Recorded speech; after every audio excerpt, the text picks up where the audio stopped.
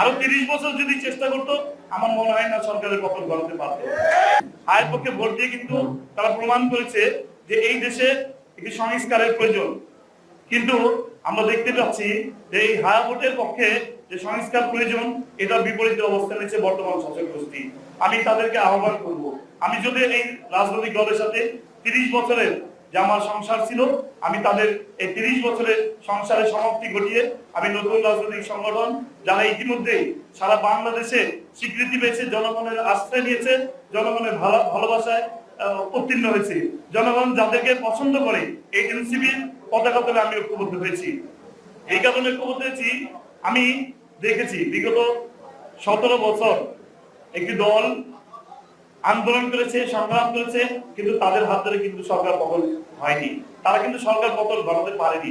আরো 30 বছর যদি চেষ্টা করতো আমার মনে হয় না সরকারের পতন ঘটাতে পারতো। এই দেশে এনসিপির হাত ধরে কিন্তু বাংলাদেশের স্বৈরাচারী, শুধু বাংলাদেশ বলবো না, পৃথিবীর ইতিহাসে সবচেয়ে নিকৃষ্টতম স্বৈর শাসকের পতন ঘটতে সক্ষম হয়েছে।